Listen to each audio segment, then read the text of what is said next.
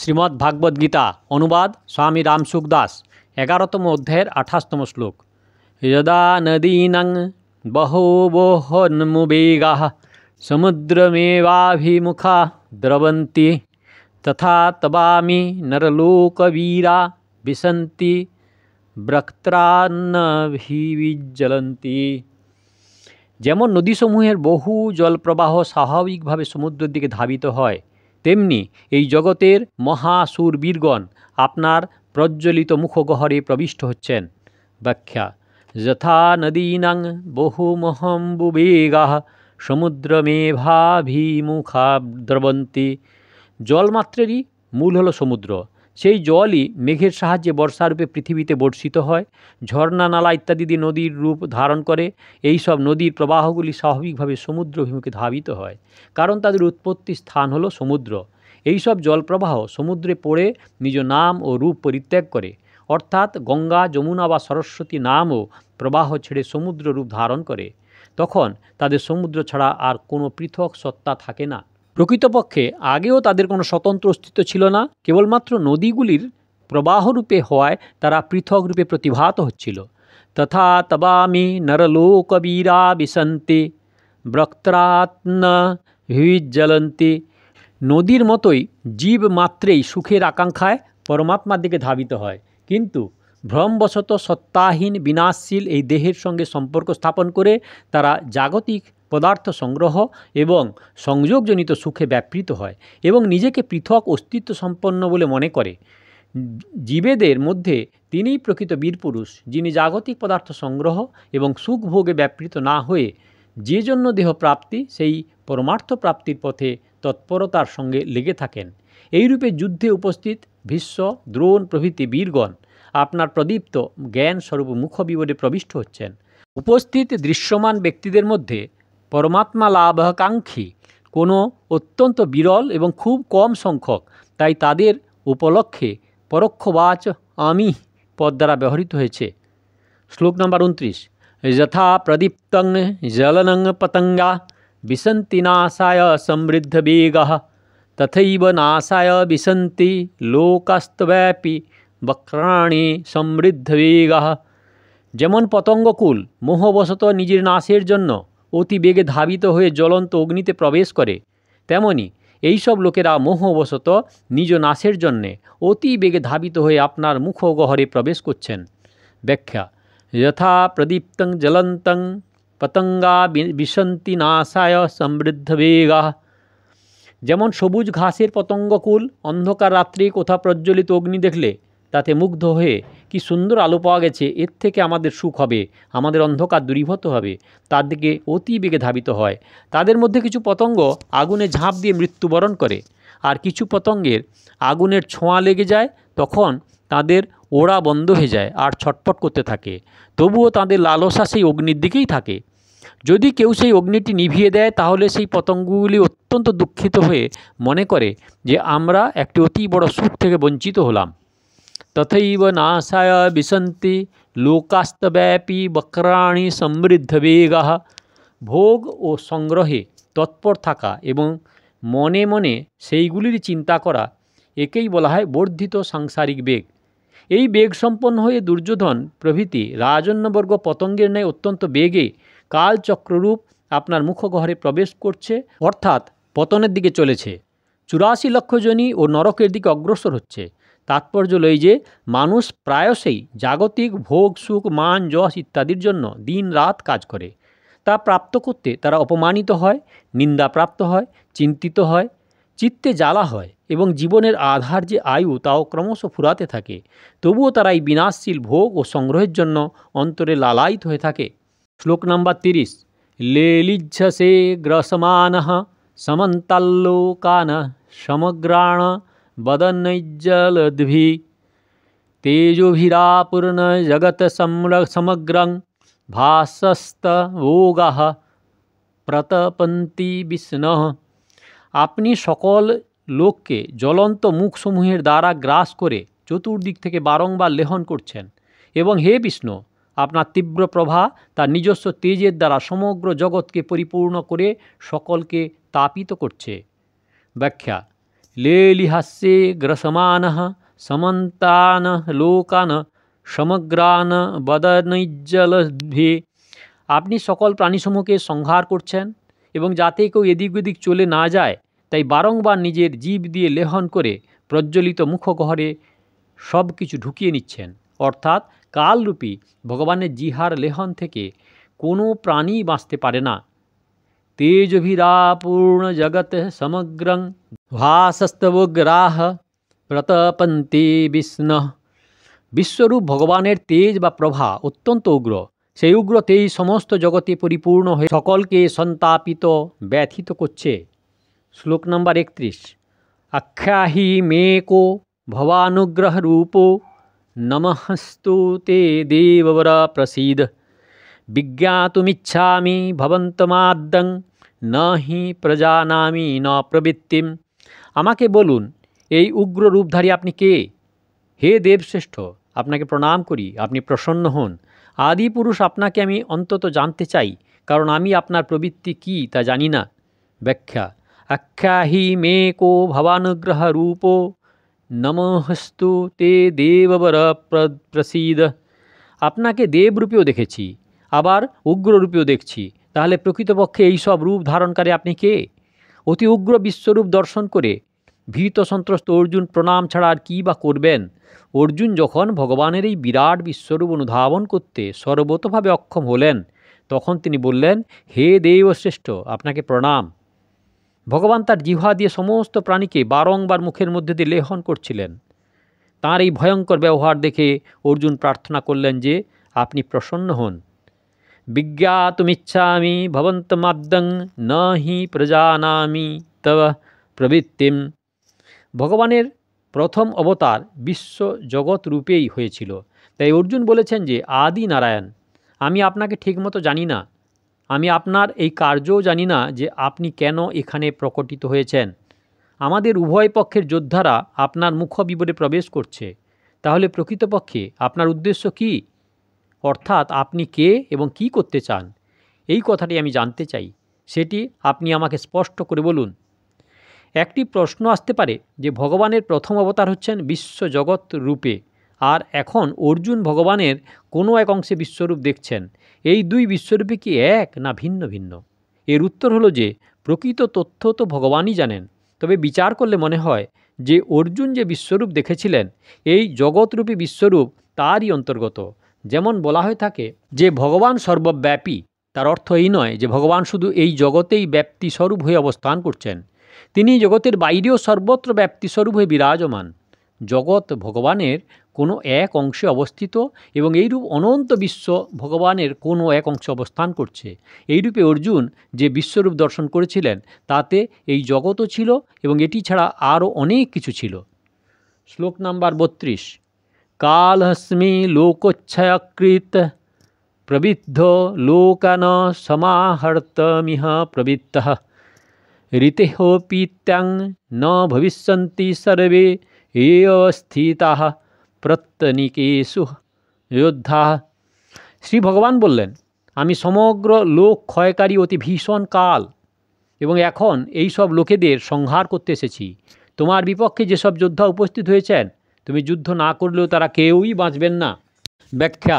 কালস্মি লোকচ্ছয়কৃত প্রবৃদ্ধ। আগের শ্লোকে অর্জুন জিজ্ঞাসা করেছিলেন, এই উগ্র রূপ সম্পন্ন আপনি কে? আখ্যাহি মে কো ভবানুগ্রহ রূপঃ। এর উত্তরে বিরাট রূপ ভগবান বলেছেন যে আমি সমগ্র লোকক্ষয়কারী অতি ভীষণ রূপে বর্ধিত অক্ষয়কাল। লোকান সমাহর্তুমিহ প্রবৃত্তঃ। অর্জুন প্রশ্ন করেছিলেন যে আমি আপনার প্রবৃত্তি জানি না। না হি প্রজানামি তব প্রবৃত্তিম। অর্থাৎ আপনি এখানে কি করতে এসেছেন? এর উত্তরে ভগবান বলেছেন, এখন আমি উভয় পক্ষের সেনানীদের সংহার করতেই আবির্ভূত হয়েছি। ঋতেহ পিতাং ন ভবিষ্যন্তি সর্বে এহ অবস্থিতাঃ প্রত্যনিকেষু যোদ্ধাঃ। তুমি প্রথমে বলেছিলে যে তুমি যুদ্ধ করবে না, ন ইয়োৎস। তাহলে কি তুমি যুদ্ধ না করলে বিপক্ষীয় লোকেরা মৃত্যুবরণ করবে না? অর্থাৎ তোমার যুদ্ধ করা বা না করার কোনো ব্যতিক্রম হবে না, কারণ আমি সকলকে সংহার করার জন্য প্রবৃত্ত করেছি। তুমি বিশ্বরূপেও দেখেছ যে তোমার পক্ষের এবং বিপক্ষের উভয় সেনাই আমার করাল মুখগহ্বরে প্রবিষ্ট হচ্ছে। এখানে প্রশ্ন হতে পারে যে অর্জুন নিজ পক্ষের ও কৌরব পক্ষের সকলকেই ভগবানের মুখে প্রবেশ করে নাশ হতে দেখেছেন, তাহলে ভগবান কেন এখানে শুধুমাত্র প্রতিপক্ষের কথাই বলছেন যে তুমি যুদ্ধ না করলেও ওই বিপক্ষীয় ব্যক্তিরা থাকবে না? তার উত্তর হলো যে যদি অর্জুন যুদ্ধ করেন তবে তিনি শুধু বিপক্ষের লোকেদেরই মারবেন, এবং যুদ্ধ না করলে বিপক্ষের লোকেদের মারবেন না। তাই ভগবান বলছেন যে তুমি না মারলেও এরা বাঁচবে না, কারণ কালরূপে আমি সকলকেই গ্রাস করব, অর্থাৎ এদের সকলেরই সংহার হবে। তুমি শুধু তোমার যুদ্ধরূপ কর্তব্য পালন করো। আর একটি সংশয় থেকে যায় যে এখানে ভগবান অর্জুনকে বলেছেন যে বিপক্ষের যোদ্ধারা তুমি যুদ্ধ না করলেও বাঁচবে না, তাহলে এই যুদ্ধে অশ্বত্থামা ইত্যাদি যোদ্ধারা কী করে বেঁচে রইলেন? তার উত্তর হলো যে ভগবান এখানে সেই সব যোদ্ধার কথা বলেছেন যারা অর্জুনের হাতে মৃত্যুবরণ করবেন এবং অর্জুন যাদের বধ করবেন। তাই ভগবানের বলার অর্থ হলো যে যাদের তুমি বধ করবে তারা সকলেই তুমি না মারলেও মৃত্যুমুখে পতিত হবেন। যাদের তুমি বধ করবে তাদের আমি আগে থেকেই বধ করে রেখেছি। ময়ৈ বৈতে নিহত্তা পূর্বমেব। শ্লোক নাম্বার 33। তস্মাৎ তমুত্তিষ্ঠ যশো লভস্য জিত্যা শত্রুণ ভুঙ্গচ্ছ রাজ্যং সমৃদ্ধম ময়ৈবতৈ নিহত্তাঃ পূর্বমেব নিমিত্তমাত্রং ভব সব্যসাচিন। সুতরাং তুমি যুদ্ধের জন্য উত্থিত হও, যশ লাভ করো এবং শত্রুদের জয় করে ধনধান্য সমন্বিত রাজ্য ভোগ করো। এদের আমি পূর্বেই বধ করে রেখেছি। হে সব্যসাচী, তুমি নিমিত্ত মাত্র হও। ব্যাখ্যা। তস্মাৎ তমুত্তিষ্ঠ যশো লভস্য। হে অর্জুন, তুমি যখন বুঝে গেছো যে তুমি বধ না করলেও তোমার প্রতিপক্ষে সেনারা বাঁচবে না, তখন তুমি কোমর বেঁধে যুদ্ধের জন্য উঠে দাঁড়াও আর বিনা আয়াসে যশ প্রাপ্ত হও। এর তাৎপর্য হলো যে এইরূপ হবেই এবং আমি তা তোমাকে প্রত্যক্ষ করিয়েছি। অতএব তুমি যুদ্ধ করলে বিনা আয়াসেই যশ পাবে এবং লোকেও বলবে যে অর্জুন বিজয় লাভ করেছেন।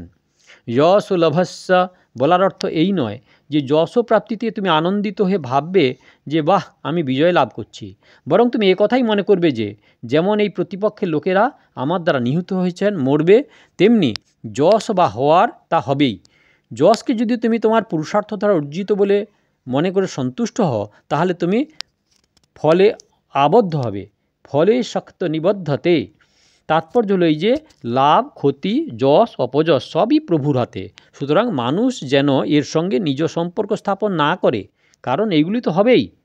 জিত্যা শত্রুণ ভুঙ্গস্থ রাজ্য সমৃদ্ধম। সমৃদ্ধশালী রাজ্যে দুটি ব্যাপার হয়। রাজা নিষ্কণ্টক হয়, অর্থাৎ তাকে বাধা দানকারী কোনো শত্রু বা প্রতিপক্ষ না থাকা, এবং রাজ্য ধন সম্পদ সম্পন্ন হয়, অর্থাৎ প্রজাদের অনেক ধন সম্পত্তি থাকে। হাতি, ঘোড়া, গাভী, বাড়ি, জমি, পুষ্করিণী ইত্যাদি প্রয়োজনীয় বস্তু পর্যাপ্ত পরিমাণে থাকে।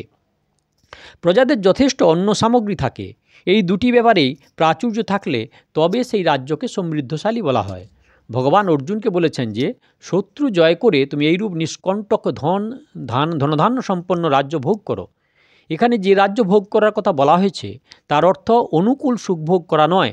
তার অর্থ হলো যে সাধারণ মানুষ যাকে ভোগ বলে মনে করে সেই রাজ্য তুমি অনায়াসে প্রাপ্ত করো। ময়ৈবৈতেই নিহত্তা পূর্বমেব। অর্জুন কি করে অনায়াসে যশ এবং রাজ্য প্রাপ্ত করবেন? তার কারণ জানাচ্ছেন যে এখানে যারা এসেছে তাদের সকলেরই আয়ু শেষ হয়ে গেছে, অর্থাৎ আমার কালরূপ দ্বারা এরা আগেই নিহত হয়েছে। নিমিত্তমাত্রং ভব সব্যসাচিন। অর্জুন বাম হাতেও বাণ চালাতে পারতেন, অর্থাৎ ডান এবং বাম দুই হাতে সমানভাবে বাণ চালাতেন বলে অর্জুনকে সব্যসাচী বলা হতো। এইভাবে সম্বোধন করে ভগবান অর্জুনকে বলছেন যে তুমি দুই হাতে বাণ নিক্ষেপ করো, অর্থাৎ যুদ্ধে নিজের পূর্ণ শক্তি নিয়োগ করো, কিন্তু হতে হবে নিমিত্তমাত্র। নিমিত্তমাত্র হওয়ার তাৎপর্য যে বল, বুদ্ধি, পরাক্রম কোনোটিরই কম ব্যবহার করো না, বরং সতর্কতার সঙ্গে সম্পূর্ণ ব্যবহার করো। কিন্তু আমি বধ করেছি, আমি বিজয় লাভ করেছি এরূপ অহংকার না থাকা, কারণ এরা সকলেই আমা কর্তৃক পূর্বেই নিহত হয়েছে। তাই তুমি কেবল নিমিত্তমাত্র হও, নতুন কিছু করতে হবে না। নিমিত্তমাত্র হয়ে কার্য করায় নিজের দিক থেকে কোনো অংশেই কোনো ঘাটতি রাখা উচিত নয়। বরং পূর্ণ শক্তি প্রয়োগ করে সতর্কতার সঙ্গে সেটি করা উচিত। কার্যের সিদ্ধিতে নিজের অহংকার একেবারেই রাখতে নেই। যেমন ভগবান শ্রীকৃষ্ণ যখন গোবর্ধন পর্বত উত্তোলন করেন, সেই সময় তিনি গোপাল বালকদেরও পর্বতের নিচে লাঠি লাগাতে বলেছিলেন। তারা সকলেই লাঠি লাগিয়েছিলেন এবং মনে করেছিলেন যে আমরা সকলেই লাঠি ধরেছি বলে পর্বত উপরে উত্তোলিত হয়েছে। আসলে পর্বত শুধুমাত্র ভগবানের বাম হাতের কনিষ্ঠ আঙ্গুলের নখের উপরই ন্যস্ত ছিল। গোপাল বালকদের মনে যখন এইটুকু অহংকার হলো, তখন ভগবান তার আঙুলটি একটু নিচে করলে আর অমনি পর্বত নিচের দিকে পড়তে লাগলো। তখন গোপাল বালকগণ চিৎকার করে ভগবানকে বলতে লাগলেন, আরে দাদা মরলাম মরলাম। ভগবান বললেন, আরও জোরে শক্তি লাগাও। কিন্তু তারা সকলে মিলে পূর্ণ শক্তি লাগিয়েও পর্বতকে একটুও তুলতে পারল না। তখন ভগবান তার আঙুল দিয়ে আবার পর্বতকে উপরে তুললেন। তেমনি সাধকদেরও পরমাত্মা প্রাপ্তির জন্য নিজ নিজ বল, বুদ্ধি, যোগ্যতা সম্পূর্ণভাবে ব্যবহার করতে হয়। তাতে কখনো বিন্দুমাত্র ন্যূনতা রাখতে উচিত নেই। কিন্তু পরমাত্মার প্রাপ্তিতে উদ্যোগ, যোগ্যতা, তৎপরতা, জিতেন্দ্রিয়তা, পরিশ্রম ইত্যাদিতে কারণ মেনে নিয়ে অহংকার করা উচিত নয়। ভগবানের কৃপা বলে মনে করা উচিত। ভগবানও গীতায় বলেছেন যে শাশ্বত অবিনাশী পদ আমারই কৃপায় প্রাপ্তি লাভ হয়। মহৎ প্রসাদাদ বাপ্নোতি শাশ্বতং পদম ব্যয়ং। এবং সমস্ত বিঘ্ন আমার কৃপায় অতিক্রম করবে। মচ্চিত্ত সর্বদুর্গতি মত প্রসাদাত তরিষ্যসি। এতেই প্রমাণ হয় যে শুধুমাত্র নিমিত্ত মাত্র হলেই সাধকদের পরমাত্মা প্রাপ্তি ঘটে। যখন সাধক নিজ শক্তির ভরসায় সাধন করেন, তখন নিজ শক্তির ভরসা থাকায় তার বারংবার বিফলতা আসে এবং তত্ত্বপ্রাপ্তিতে বিলম্ব ঘটে। কিন্তু সাধক যদি নিজের শক্তির অহংকার না করে, তবে তার তৎক্ষণাৎ সিদ্ধিলাভ হয়। কারণ পরমাত্মা নিত্য প্রাপ্ত, শুধু নিজের পুরুষার্থের অহংকার থাকার জন্যেই সেটি অনুভূত হতে বিলম্ব হয়। সেই পুরুষার্থের অহংকার দূর করাই হলো নিমিত্তমাত্র ভব পদটির তাৎপর্য। তবে যে অহংকার হয়, অর্থাৎ আমি করলে তবে হয়, আমি যদি না করি তাহলে হবে না, এটি কেবল অজ্ঞতাবশত নিজের উপর আরোপিত করা। মানুষ যদি অহংকার ও ফলেচ্ছা পরিত্যাগ করে প্রাপ্ত পরিস্থিতি অনুসারে কর্তব্যকর্ম করায় নিমিত্ত হয়, তাহলে তার উদ্ধার স্বতঃসিদ্ধ। কারণ হলো, যা হওয়ার তা হবেই, তাকে কেউ নিজের শক্তি দিয়ে আটকাতে পারে না, এবং যা না হওয়ার তা হবে না, নিজ শক্তি বা বুদ্ধির দ্বারা তা কেউ করতে পারবে না। সুতরাং সিদ্ধি অশুদ্ধিতে সমভাব থেকে কর্তব্যকর্ম পালন করলে মুক্তি স্বতঃসিদ্ধ হয়। বন্ধন, নরক প্রাপ্তি, 84 লক্ষ যোনি প্রাপ্তি, এসবই কৃতিসাধ্য। আর মুক্তি, কল্যাণ, ভগবত প্রাপ্তি, ভগবত প্রেম, এগুলি সব স্বতঃসিদ্ধ। এ হলো শ্লোক নাম্বার 28, 29, 30, 31, 32 ও 33।